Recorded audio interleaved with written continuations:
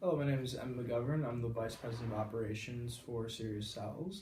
And what I do is oversee the final picture for our company. So we have individuals who take care of the finance department, the marketing, and the human resources that manage who we have coming in, working in different areas and where we're putting what money in marketing and finance. And I make the bigger picture happen. So I take their reflections and bounce ideas back off them. So maybe we need to take a little more money from here and put it into here so that the bigger picture works with putting money in units and marketing and make it collectively go together to ultimately produce the most profit. Hi, my name is Chris, and I am the VP of Finance, and it was my job to keep an eye on the budget and make sure we were staying within our constraints, and if any special projects needed some extra money, to look at options of either issuing stock or taking out a loan. And just assist the CEO in his decision making. Hi, my name is Colton Kelly. I am the Vice President of Marketing, and as the VP of Marketing, I am in charge of developing and implementing a proper marketing and communication strategy within the company. Hi, my name is Havva Arifi. I am currently the VP of Human Resources at SiriusCells. Being the Vice President of Human Resources, I am in charge of the hiring, firing, as well as administration and training of personnel here at SiriusCells. A little bit about our company is that we want to connect the world with a quality, efficient phones at an easy, affordable price. A little bit about our product is that we make fast quality cell phones. The company produces cell phones that can be used with several different service providers. Currently, it is in the maturity stage. It competes primarily based on its affordability and quality. Our future plans would include expanding to different markets and developing in other countries in the next maybe 2 to 3 years.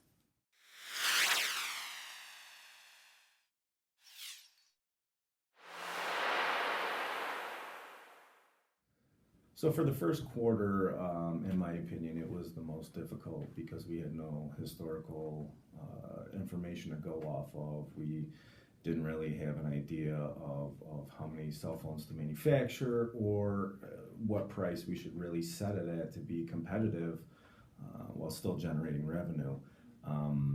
We basically came to a decision on the price by figuring out what we wanted our phones to be, and we decided to invest heavily on the processing speed and invest also in the battery life to make it above average, and we did put some money into the App Store as well, and it looked like besides us and BRC International, nobody really invested up front heavily into the performance of the actual cell phone itself. So once we figured out what we wanted to do and the product that we wanted to put out there, we basically decided how many units to manufacture through what funds were available.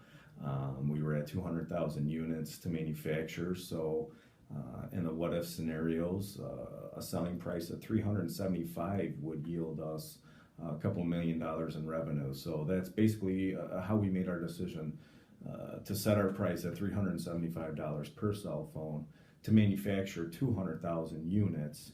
And we also wanted to expand into Google. That was one of the 3 territories available. Every team started off in Massima, and we thought it would be a good idea to expand immediately into a new sales territory. That way we could get a stronghold, get our name out there, get our phones into this area before anybody else, or if another company had that same decision or came to that same conclusion, that at least we would give them some competition. And as it turns out, we were the only ones to expand our territory in the first quarter, and that really helped, I believe, our revenue. We missed a lot of sales, so that hurt our numbers, but because we had no competition in Google, we were able to basically come in first place in revenue and second place in profit.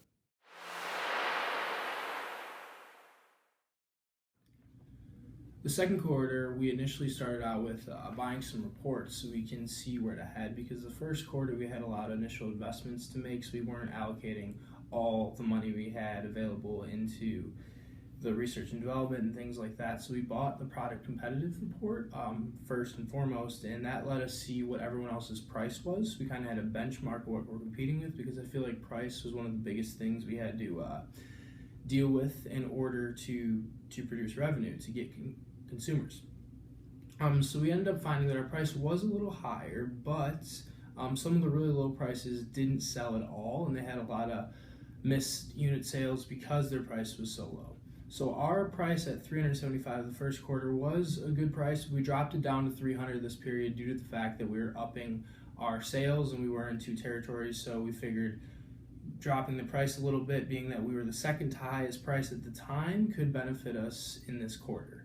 So we dropped our price, and we also gave a 20% seller discount. You can't give consecutive periods discount, so we decided to make it this period in hope that we would sell all our units, which we ended up actually doing. However, we also made the decision to collectively to invest in the battery life. So this investment, it was to make our battery life longer, which our battery life from the first quarter, we made the initial decision to make it at the average, which is $15 per unit of production. Well, making it into long battery life makes it $30 per unit of production. So this ups our manufacturing cost a good amount. So this initial investment cost, I think it was $3 million upfront, and then $30 per unit we make. So for the 285,000 units, we had to pay $30 per thing, so that costed us big time, and we ended up selling all our units, but we actually had a loss this period. This is the only period we had a loss. We had a loss of $6 million, and S-Mobile had a large profit. So that put us back a little bit. Our cumulative profit this period was $4 million. We had $10 million profit the first period, and we had negative $6 million this period, so that comes out to $4 million. Our market share by revenue is 24%, and we made $4 million cumulative profit this period. Last period we made $10 million, and this period we had a deficit of $6 million, which comes out to $4 million. We ended up coming in 3rd place overall compared to 1st place last period. Our revenue by market share was 24%, which was 2nd place overall, and our units sold was 20% of the market share, which comes out to 3rd place overall. Even though we're in 3rd place now and we're in 1st place last period, this is part of our master plan, because the early investments in battery life and app development and speed and things like that gives us an advantage in the long run. We are taking a deficit now, but sometimes this early investment can be dangerous, because one company can make a huge amount of money and we may not be able to come back, and they can become a monopoly. So that's always a plausible thing that can happen, but we think that we can make the right moves to keep us above water and keep moving forward and find the right target market by buying the right reports that want what we're investing in. And like I said, we bought the product competitive report this period, and after seeing what companies put what money where, we decided we made a benchmark and put the right money in the right situations. We invested the most money in speed in particular. Even though we invested in battery life as well this period, our idea is connect the world, seriously.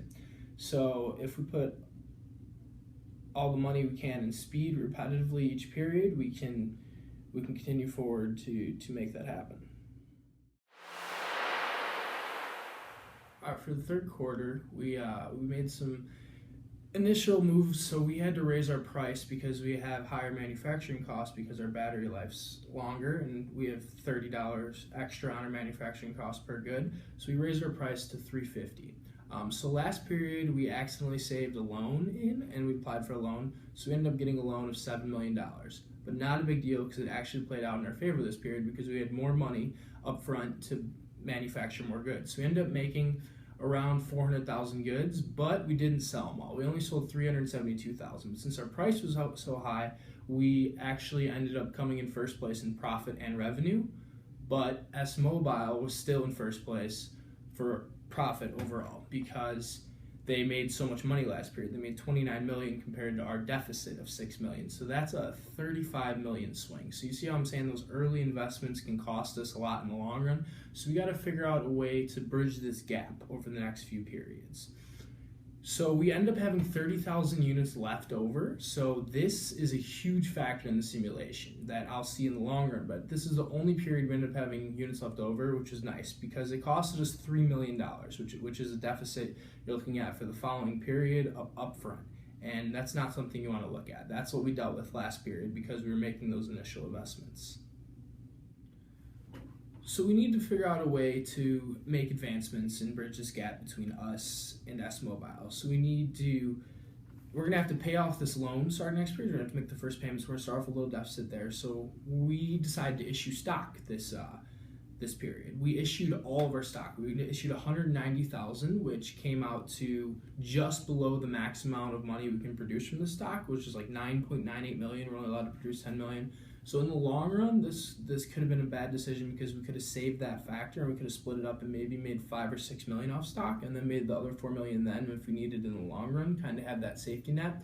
But we kind of jumped the gun and tried to get the max amount we could so that we can figure out something to do next period, either to branch into Apollonia where S-Mobile is, because us and S-Mobile, our main competitor who's in first place, are also the only Android users. And we're in Google Isle right now, and they aren't. So we did invest more money in our advertising in that territory because that's where most of our revenue came from. And we held 91% of the share of revenue from Google Eye this period. So we're trying to come up with a game plan to attack, to make sure that we stay above water and bridge the gap so that S-Mobile does not become a monopoly and that we have a chance to pursue the lead in the long run.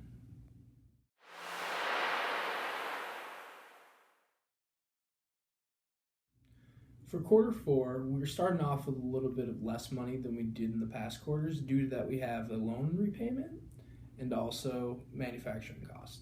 So since we're starting off a little less money, we're only able to make 300,000 units this period, and we still need to bridge that gap. So we had to come up with a way to do that this period.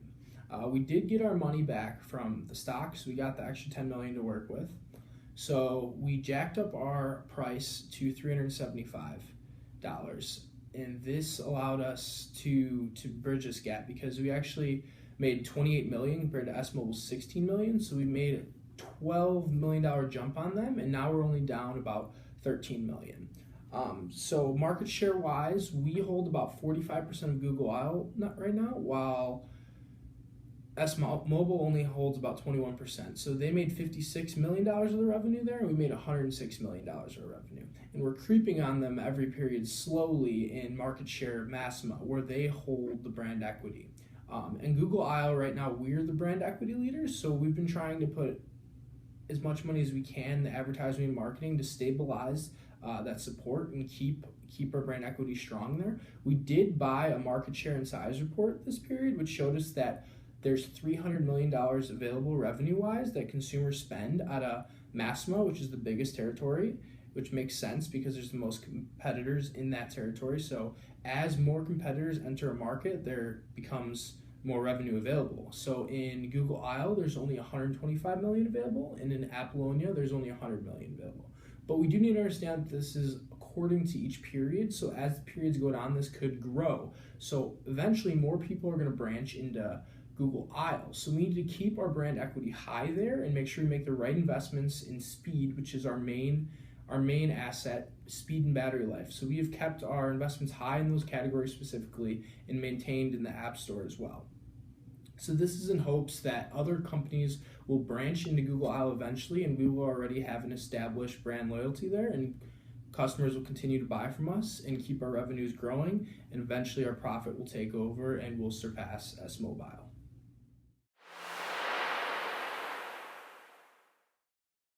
This period, we were notified of potential financial crisis that was about to happen by you during class. So the simulation, we had an idea that much of the consumption would drop. So everyone decided to kind of mold their unit production accordingly. So we actually dropped our unit production this period to 230,000. We figured that wasn't too low of a drop, it wasn't too high.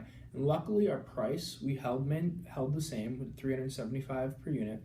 So that benefits us in the fact that we still have a lot of revenue being generated and ultimately a lot of profit. So we actually ended up making 13 million in this period compared to S Mobile, who is still in first place, who made 4.5 million. So we cut the deficit down another 8 million. We're only down 5 million. So our cumulative profit right now is at 66 million, where S Mobile's cumulative profit is at 71 million.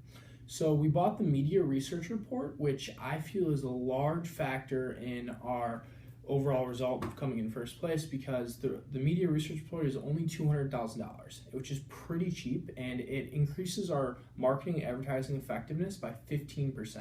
And now I feel this is important in this period specifically because S Mobile was starting to gain brand equity in Google I/O, which is where we were mainly dominant. And they were starting to gain us on profit-wise, but we were also keeping our profits up in Massimo, where they were mainly dominant. So in the future, I feel like we need to make a move. This next quarter is going to be the make or break for who's going to take the lead between us and S Mobile, because Apollonia has not been integrated by an Android company, and us and S Mobile are the only Android interfaces. So if we enter into this territory, whichever one does first, I feel like is going to be very, very effective, because whoever prefers that product is going to buy that product. If there's only one in that territory, then it's going to happen. So we have to figure out how to afford this. The initial investments is $2 million to go in that territory, and there's no increase in transportation costs. So there was a $3 per unit increase in transportation costs to get into Google I/O, but there is no increase, so that's nice there. But there is a $2 million upfront cost. So we're trying to calculate how much loan we should take out this period. So we came up with a loan of $7 million, because we want to increase how many units we produce, and we need more revenue to be able to do this. Because if we're going to branch into a new territory, it's going to cost us $2 million. Plus, we want to make more units to be able to sell in this territory and make profit ultimately. So we ended up coming up with a number, $7 million, and we branched in this territory, and we'll see what happens.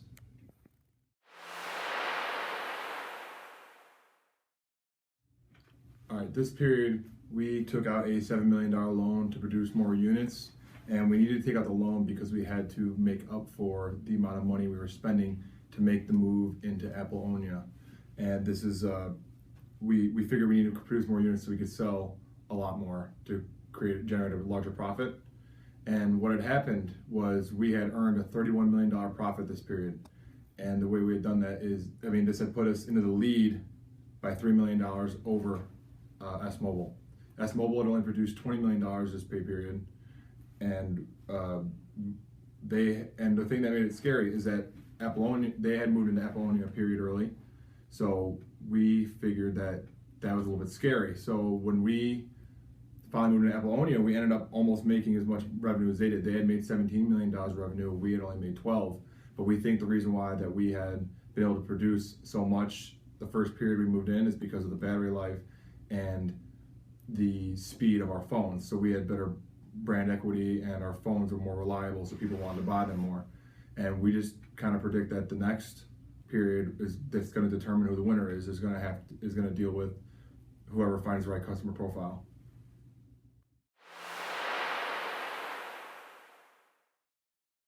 Here in the second quarter, after we had allocated all of our resources into the consistent things such as battery life, speed, app store, market research and such, we ended up producing and selling almost 304,000 units.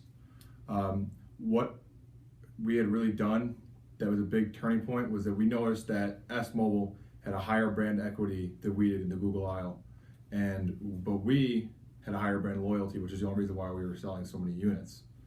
So what we had done was we purchased the market research again, even though we did it 2 periods ago, and it increased our effectiveness by 15%, which we believe is what really helped us generate a lot more money, even though it cost $200,000.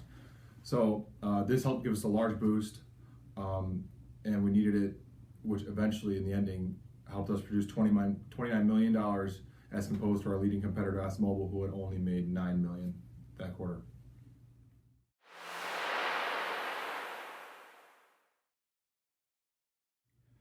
Overall, we learned many things throughout this simulation, not only working as a team, but as making the right decisions at the right time, because every action is a reaction. And S Mobile ran their mouth a little too fast, a little too early in their videos, and we ended up coming on top. We stayed quiet and we were humble throughout the whole entire project, but we made the right reactions to the right things, and we came out on top.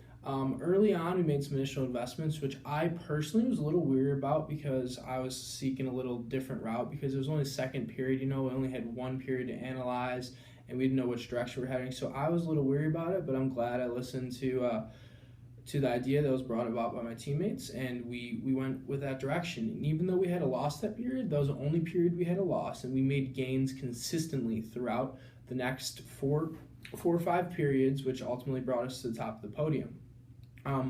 We learned to work as a team.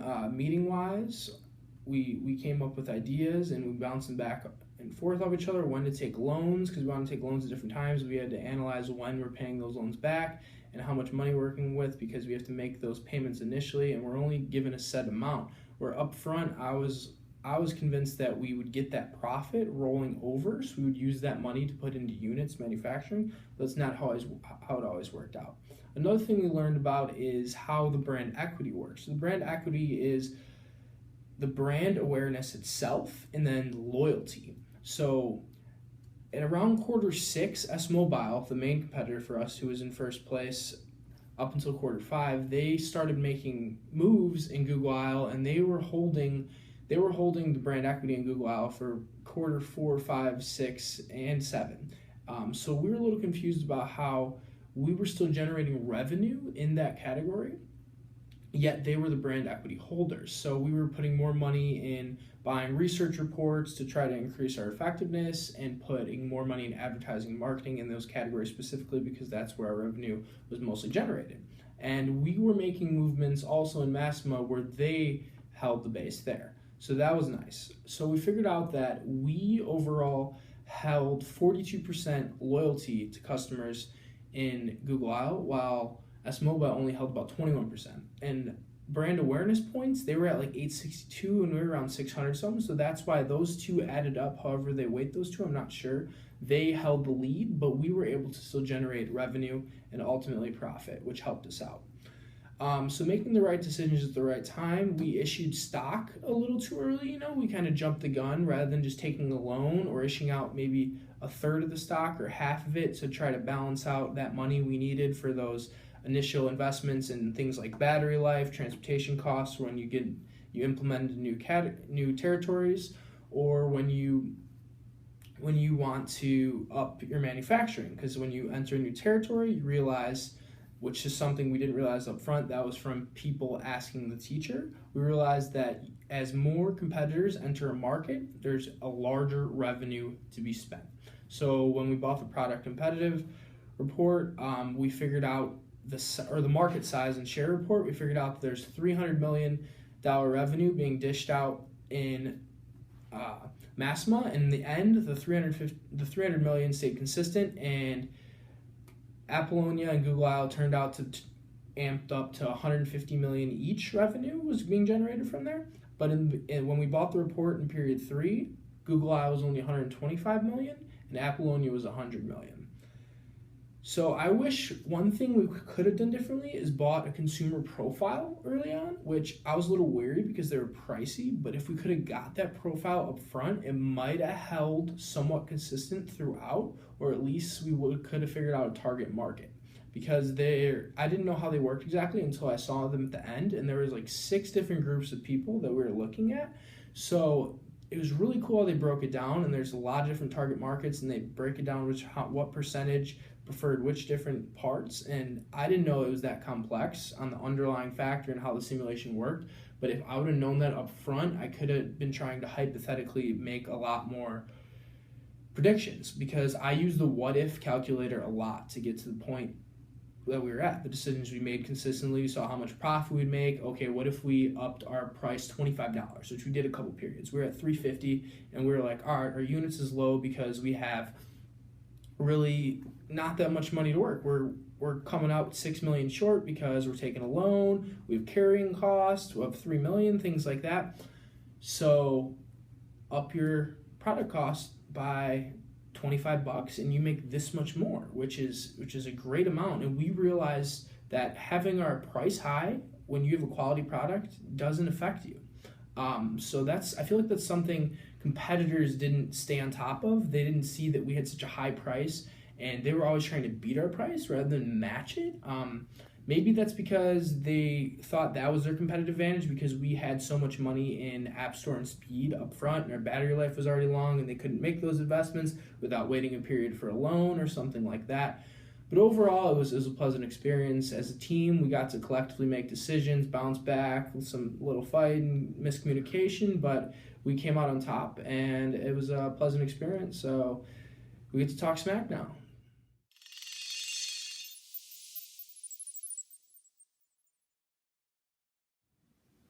Right. As for my final reflection, I would have to say that throughout this whole experience, whether it's in real life or just a simulation like we did in this class, that teamwork and communication definitely go hand in hand when you're trying to run a company.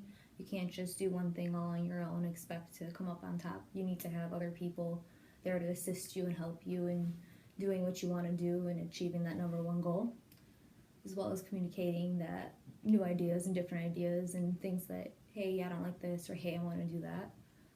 So I could say honestly, like, that would be the one thing I would have learned throughout this whole experience, is to not be afraid to voice your opinion. And being the youngest on the team, just showing the older people that, like, you can be up at their level is definitely an advantage to doing what you want to do, and to achieving that one goal is just to, like, be on top and, like, you know. This is my final reflection. What did I learn? I learned lots of things.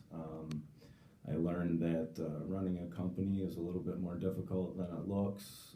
Even if it is a simulation, there's lots of things to consider. A lot of branches that really come together to make that tree of a business. And you can't do it all by yourself. You really need to depend on teammates and count on them and have that trust that they're going to do their portion and do their jobs as to the best of their abilities. As you know, nobody's really perfect, and life does sometimes get in the way of us achieving our goals and getting done what we need to. But overall, it was it was an eye opener for me. I'm an old man working with the next wave of kids coming into the workforce, and I can say that working with younger individuals has definitely given me experience. I think that when I am out there at a real job and in my real job, that I can actually, maybe better relate to some of these kids that are going to be entering the workforce. It's how different we really are is been brought to my attention. And going back to the business portion of this, it seems to me that if you're just shooting from the hip and really don't understand what's going on, then you're not going to be successful. And so I guess, to sum it up, what I really took away from all of this was the importance of being a good team player and establishing that trust and the good rapport with the people that you work with, even though you may.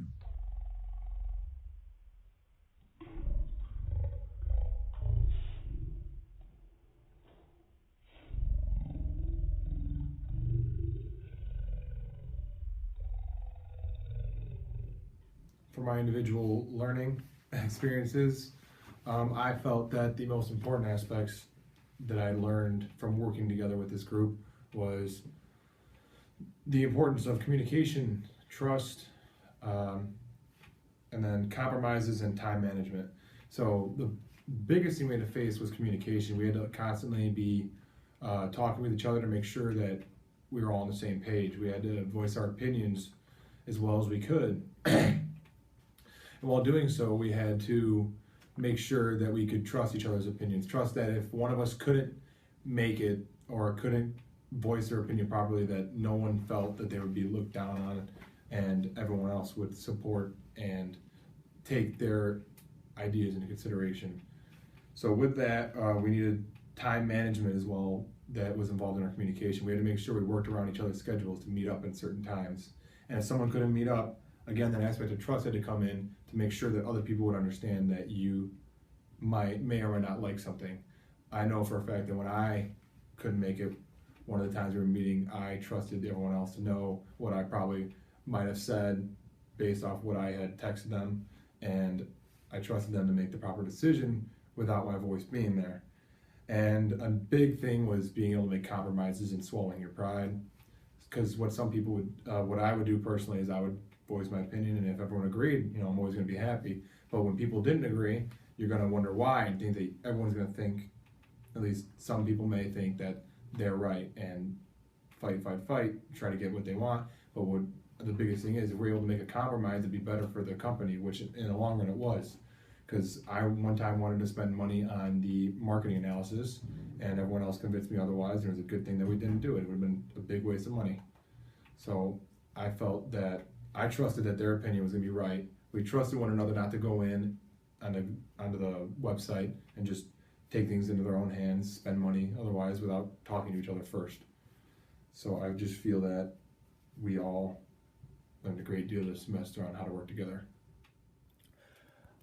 I've learned a lot throughout the simulation, and some of the big things that I learned overall is communication was a big factor with our team, because we have a lot of things going on outside of this class with real world jobs and things like that, so our times didn't always correlate.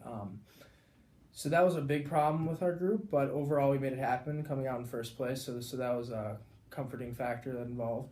I learned that we need to reflect based on your competitive market. So it's not always benchmarking towards the industry, but more of who's your immediate competitors. And that's how we took the lead, I believe, is because we analyzed what everyone else was doing, and we didn't always react to what you said. Like the sixth quarter, you were talking about inflation and financial crisis, and everyone freaked out and reacted, but we stayed strong and held our numbers up, and that was a big factor in keeping us above the water while everyone else sunk, and we eventually came out on top. We learned how to invest in different areas and make sure to keep those investments up, even though our money was going lower and lower sometimes because we made initial investments, but we didn't let that bother us, but because we knew our superior quality would keep us ahead in the game, and we took advantage of that, and that played out in the end. Overall, we made the right decisions at the right time, making early investments, and came out on top. So that was a good feeling, and I hope it reflects in our grade.